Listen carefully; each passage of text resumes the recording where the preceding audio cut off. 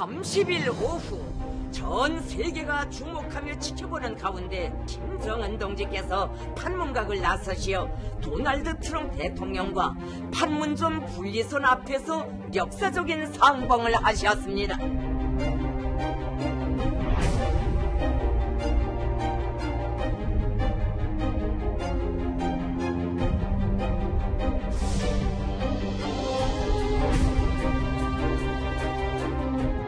My friend. 반갑습니다. Good to see you again. 이름 드서 박하를 만나게 될 줄 생각 못했어요. I've never expected to meet you at this place. That's good. That's my honor. Would you like me to step the prayer? Would you like me to step the prayer? 사각에서 한 발자국 건너시면 사상 처음으로 우리 땅을 밟으시는 미국 대통령이 되고.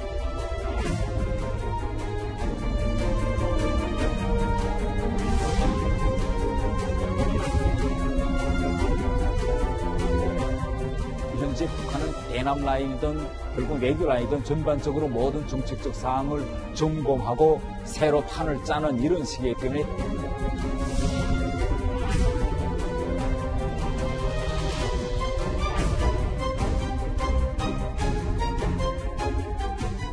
Our great Secretary of State, Mike Pompeo. And what's going to happen is over the next 2 or 3 weeks, the teams are going to start working to see whether or not they can do something. Very big stuff, pretty complicated, but not as complicated as people think.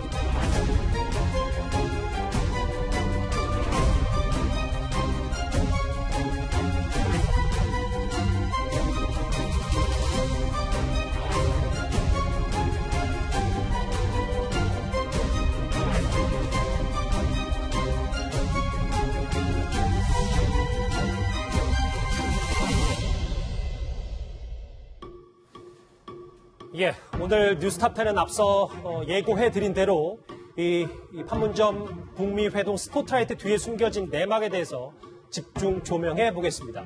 이 3층 서기실의 저자인 이 태영호 공사와 함께 어제 있었던 이 북미 판문점 회동에 대해 집중 분석해 보겠습니다. 저는 처음 뵈서요 악수를 한번 드려야 될 것 같습니다. 예. 고맙습니다. 예, 반갑습니다. 일단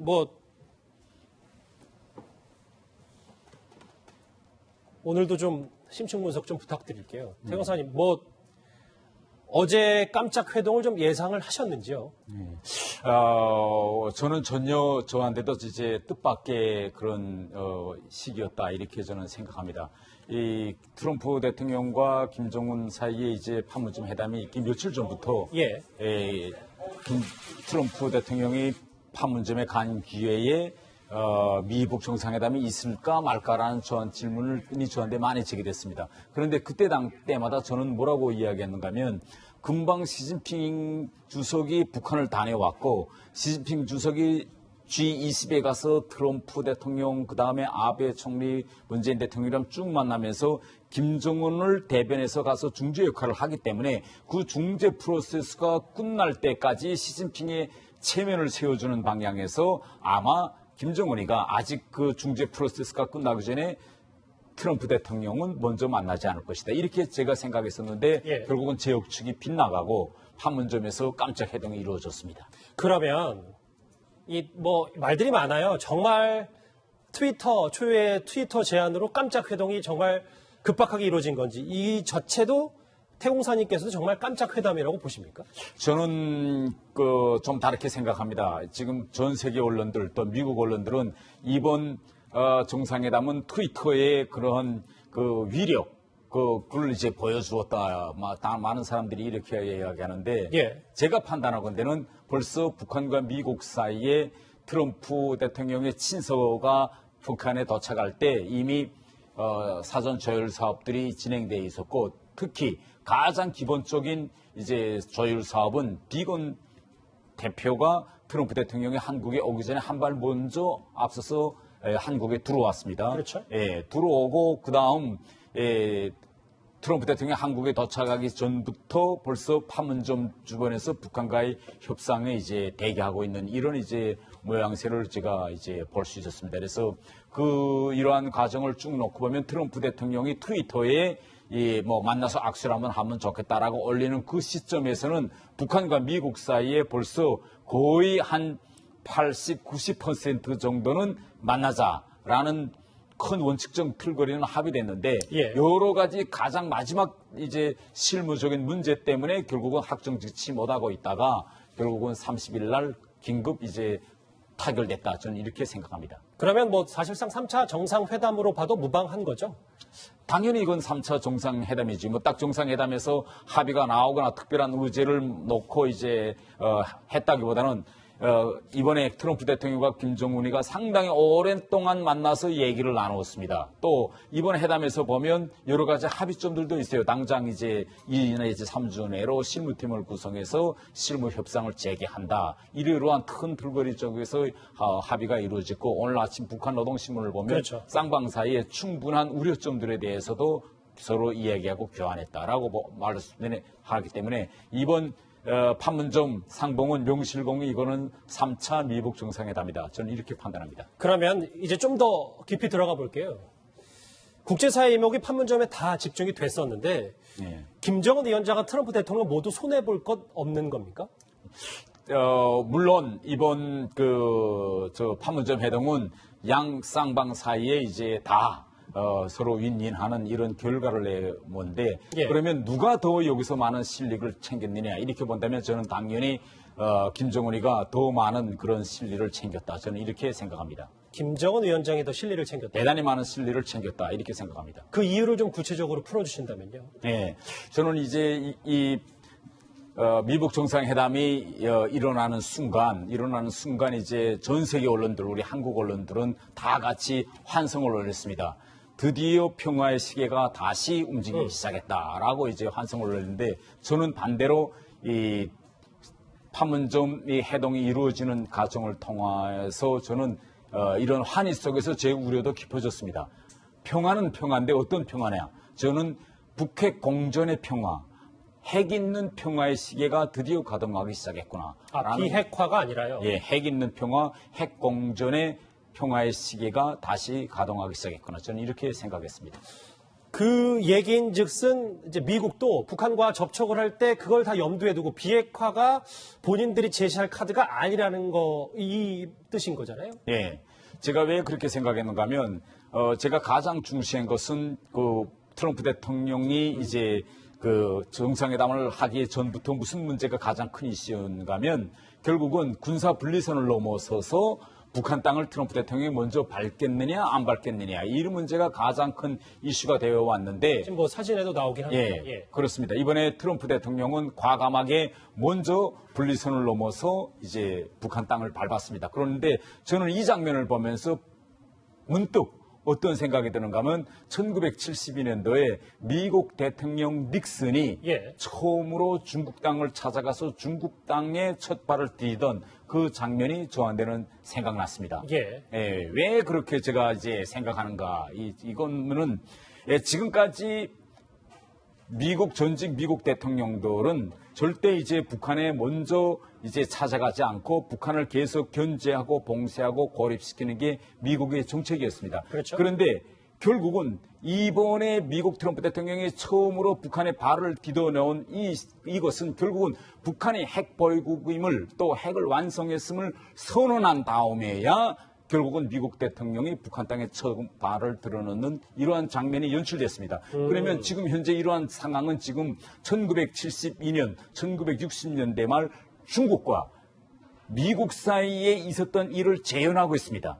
중국은 1967년도에 수소폭탄 시험에 성공하면서 미국과 중국 사이에는 그런 핵 대결 구도가 형성됩니다. 그런데 2년이 지나서 닉슨 대통령은 닉슨 독출을 발표하면서 동북아시아 지역에서 새로 출현한 중국이라는 핵보유국을 인정한 의사를 비치고 결국은 72년도에 키신저를 보냈고 연이어 자기가 직접 중국 땅에 마오쩌둥을 들어가서 이제 만납니다. 예. 그때 북한의 김일성도 그렇고 중국의 마오쩌둥이나 주얼라이는 이것은 결국은 핵을 완성한 중국의 백기를 들고 찾아온 방문이었다. 이렇게 됐습니다. 예. 결국 이때부터 72년을 이후로 해서 전 세계 질서가 다시 재편되기 시작하고 결국은 74년도에 미국은 베트남에서 출수했고 79년도에 결국은 대만에서 미국은 빠집니다. 그러면 이러한 모든 프로세스가 언제부터 결국은 급물살을 타고 본격화 되느냐. 중국이 핵을 완성한 다음부터 시작됐습니다. 그렇기 때문에 저는 이번에 트럼프 대통령이 이 제3차 미북 정상회담, 특히 그렇죠. 북한 땅에 한 발을 디뎌넣음으로써 결국은 이러한 핵보유국주의로 가려고 하는 그런 북한의 핵보유국 굳히기 전략에 트럼프 대통령이 저는 이용됐다. 저는 이렇게 평가합니다. 북한 땅을 뭐 1분이라도 뭐 10발자국이라도 밟은 것 자체가 예전에 40여 년 전에 중국처럼 북한을 핵보유국으로 인정한 셈이 됐다. 이렇게 어제 그 군사분계선을 넘은 걸 평가하시는군요. 예. 이게 이 북한이 어쨌든 김정은이 대외적으로는 그런 메시지 혹은 뭐 중국과 40여 년에 중국과 비견되는 그런 이제 의미가 있다고 하면 대내외적으로는 안으로는 김정은 위원장의 지도력이 상당히 부각될 수도 있는 측면이 있는 거죠. 당연합니다. 지금 김정은이 지금 현재 핵 협상을 바라보는 김정은의 시각과 또 트럼프 대통령의 시각은 지금 완전히 차이 나고 있습니다. 김정은은 앞으로 나는 이 지역에서 50년 동안 강력한 지도자로 남아있을 것이다. 그리고 앞으로 동안 내가 50년 동안 이 북한을 이끌고 나가고 이 지역에서 메인 플레이어로 남아있기 위해서 미국과의 모든 회담의 순간순간을 이용하고 있습니다. 실례로 김정은은 하노이 회담이 결렬됐습니다. 그러면 하노이 회담이 결렬된 것을 결국은 김정은은 북한 주민들에게 북한의 전략적인 이 핵심 리익을 끝까지 고수하려고 했기 때문에 결국은 하노이 회담에서 결렬될 수밖에 없었다. 이렇게 이야기하고 있고 또 그 이후에 북한의 모든 지금 김정은의 행보를 보면 김정은은 먼저 미사일을 쏩니다. 미사일을 2번 쏘서 나는 굴하지 않는 강경한 모습을 비춰주고 실제로는 트럼프 대통령에게 먼저 친서를 보내고 이 사실은 북한 주민들한테 알리지 않고 그렇죠. 트럼프 대통령으로부터 해신이 오니 이걸 북한 주민들에게 보임으로써 자기가 이렇게 강력한 이미지를 가지고 나가니 미국이 구본하고 있다라는 이미지를 이제 만들어냈습니다. 또 이번에 김정은은 트럼프 대통령에게 판문점에서 만나면서 고집합니다. 이거 분리선을 넘어서 조금만 더 가자고. 그래서 이제 북한 땅에 들어놓게 하고 또 북한 언론들은 어제 저녁과 오늘 아침 대서특집을 했습니다. 역사에 남는 순간을 기록했다라고. 아까 이제 노동신문에도 그게 나왔었어요. 여기 보면 역사적인 순간이 기록됐다. 그러니까 북한 땅을 밟은 것 자체 상당히 이 북한 언론이 방점을 두는 거잖아요. 예, 그렇습니다. 이 우리 한국이나 또 미국 자유민주주의 시스템에서 생활하고 있는 사람들이 사고와 우리 중국이나 또 북한의 이런 공산공 국가들이 사고하는 방식이 완전히 틀리고 있습니다. 결국은 북한이 바라보는 입장에서는 북한은 시종일관 미국과의 관계 개선을 요구했고 반대로 미국은 북한을 봉쇄, 고립, 적대시 압박 정책을 쓰었다. 그런데 이 정책이 더는 통하지 않게 되니 미국이 백기를 들고 결국은 김정은을 만나려 한반도까지 왔고 판문점을 넘어서 결국은 북한 땅에 발을 들여놓았다. 이런 식으로 이제 북한이나 또 중국 이런 데서는 이렇게 이제 언론 플레이를 하고 이것을 내부 결속에 이용하는 거죠. 대구성님 말씀은 이 수세에 몰렸던 이제 북한의 지위만 좀 높여준 꼴이 됐다 이렇게 보시는 건데. 근데 요즘 김정은 위원장의 외교 행보가 상당히 넓었잖아요. 뭐 웬만한 정상들, 강대국 정상들은 다 만난 셈인데. 이렇게 하는데도 불구하고 여전히 북한은 핵을 폐기할 생각이 없는 겁니까? 예, 당연합니다. 6월 12일 날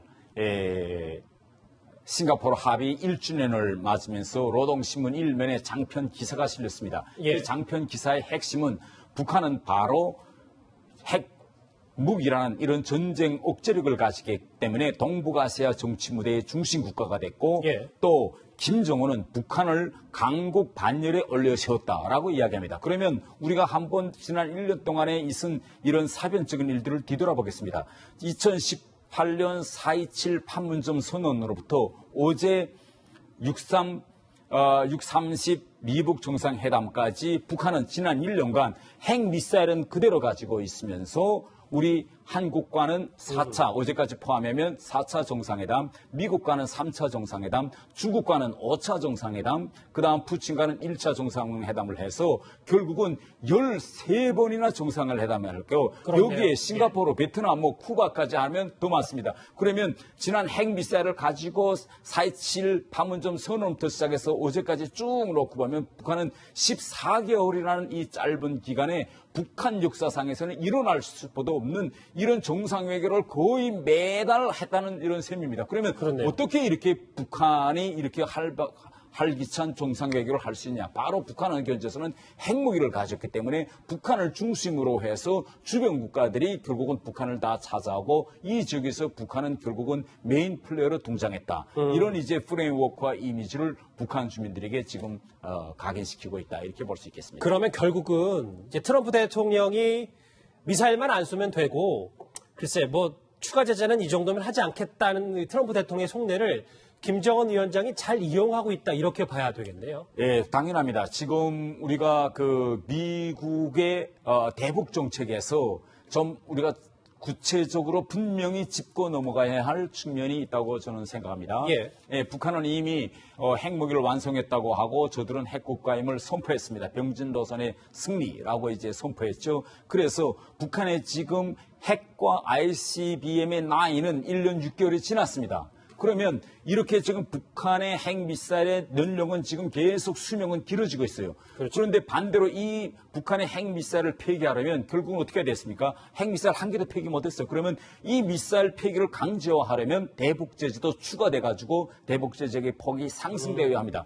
상승되어야 하는데 지금 미국은 추가 대북제재를 가하는 것을 미국은 절대 반대하고 현재의 대북제재 수준을 계속 유지하겠다. 이렇게 지금 입장을 고수하고 있습니다. 예. 쉽게 이야기하면 북한이 추가 핵실험이나 추가 ICBM 실험만 하지 않고 현재의 모라토리엄, 동결 상태만 그대로 유지하면 미국은 오케이다라는 입장입니다. 그러면 미국의 견지에서는 현재의 모라토리엄 이런 수준 유지하는 것이 오케이다고 생각하지만 우리 대한민국이나 일본의 견지에서는 결국은 북한의 핵이 그대로 있게 되고 우리는 앞으로 핵 있는 북한과 공존하고 핵 있는 북한과 평화롭게 사는 이런 방도를 모색해야 하는 이런 방향으로밖에 갈 수 없는 겁니다. 그래서 제가 미국에 대단히 영향력 있는 전문가들하고 이제 이 문제를 많이 이야기했습니다. 아, 그러셨어요? 예. 만일 미국의 현재 북한의 핵 폐기에 진정으로 관심이 있다면 핵 미사일 철폐를 빨리 북한이 시작하도록 대북 제재를 상승시켜야 한다라고 이야기하니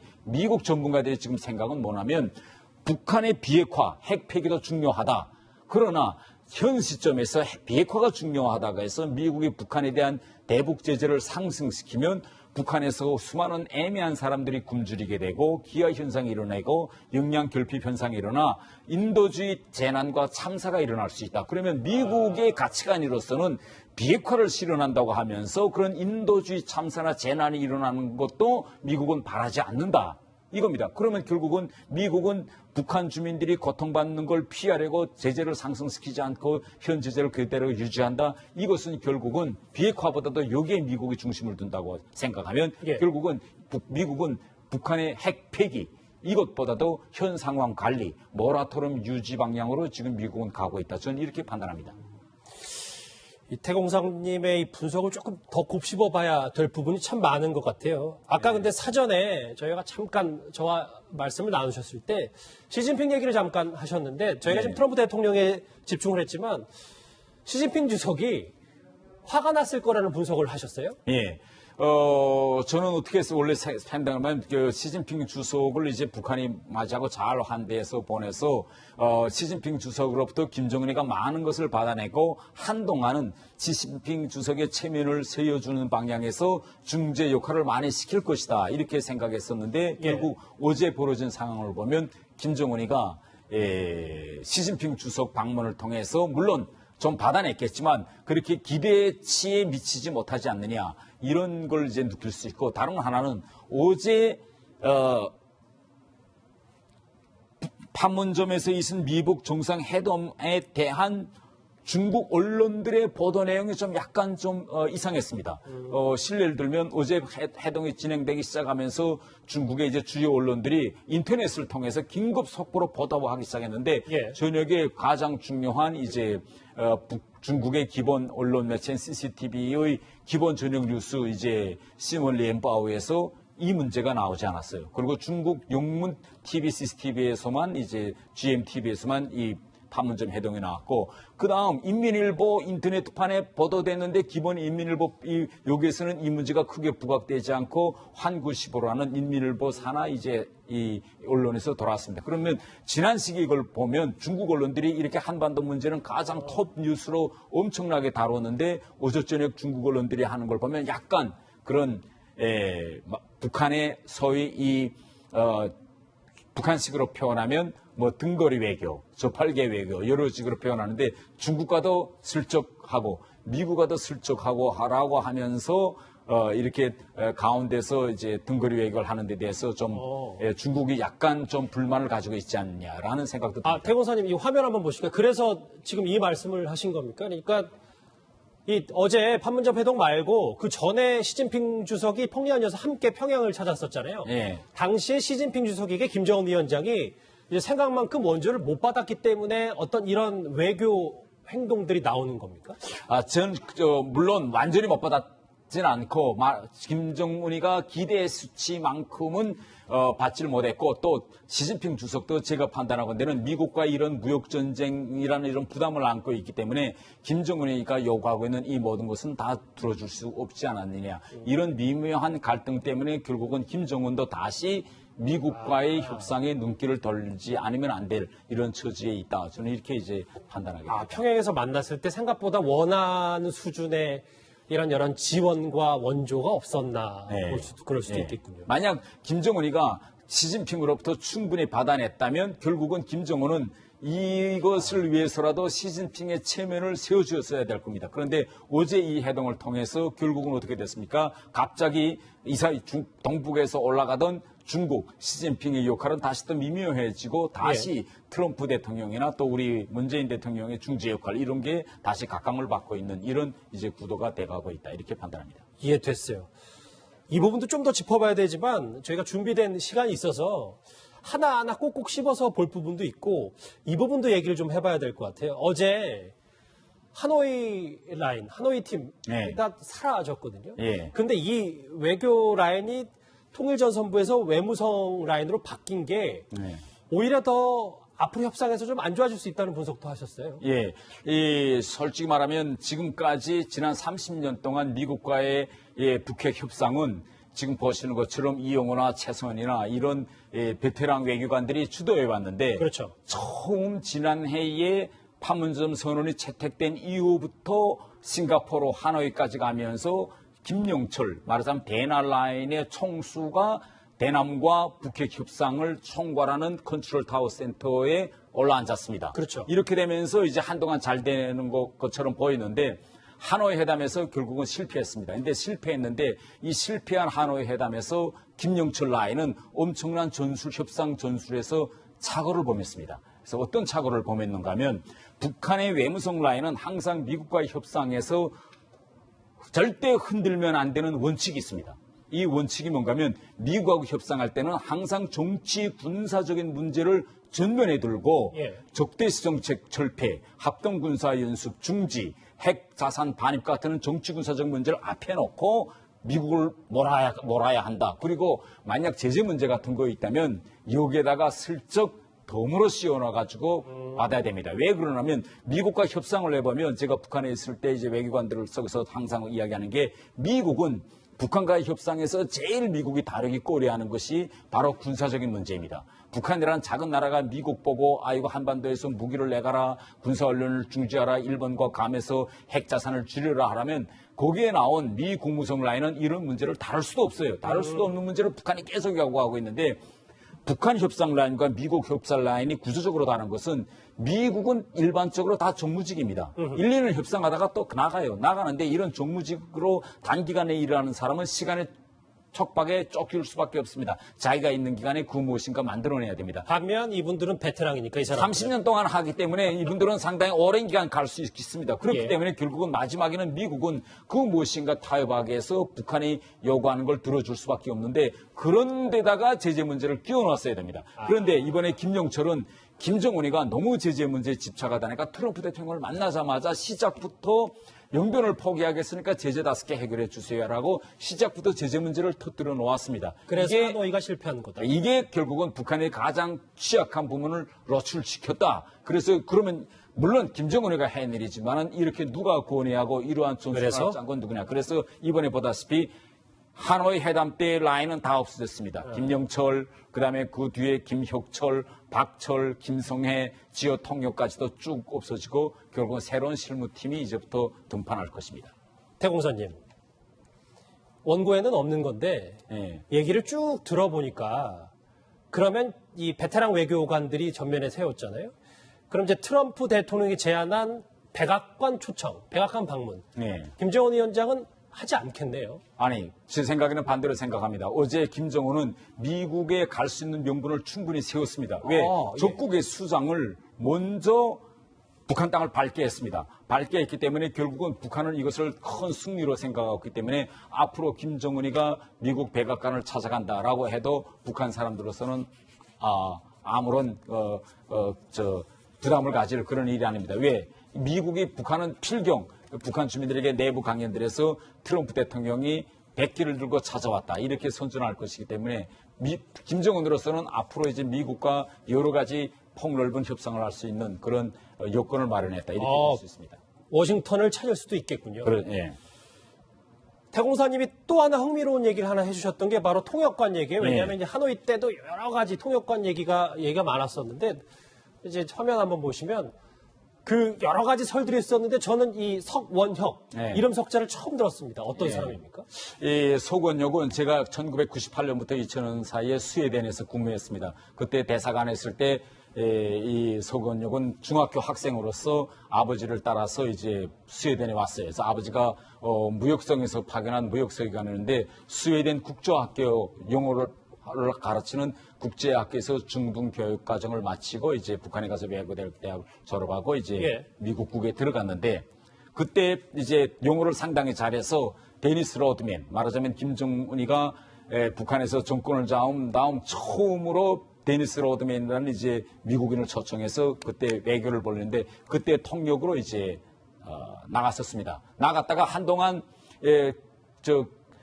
석원혁 씨가 보이지 않아요, 북한에서. 왜 보이지 않는가 하면, 데니스 로드맨이 북한에 왔을 때, 그때 김정은이가 만나죠. 그때 통역 과정에 엄청난 이제 실수를 한번 했습니다. 그래서 혁명화 가서 몇 달 동안 농촌, 여기인데, 여러 달 동안 혁명화 과정을 걸치고, 이번에 다시 복원했어요.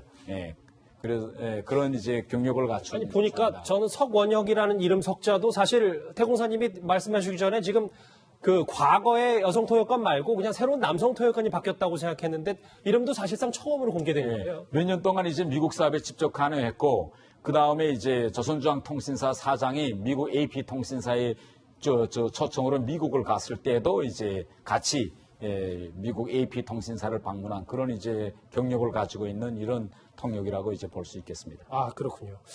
저희가 이제 하나하나 꼭꼭 씹어서 잘 짚어봤는데 거의 준비된 시간이 다 돼서 그래도 이 질문 하나 드리고 맞춰야 될 것 같습니다. 새 판이 짜인 건지 아니면 뭐 약간의 3차 정상회담으로 분위기만 조성된 건지 모르겠지만 그러면 결국 시간은 누구의 편입니까? 시간은 저는 어떤 문제를 우리가 집중하는가에 이제 달려 있다 이렇게 생각합니다. 만일 미국이 지금 현재 미국 정부는 핵 문제 해결해서 북한이 지금 가지고 있는 영변 핵시설 플러스 알파, 은폐된 우라늄 농축 핵시설을 공개하는 문제에 집중하고 있습니다.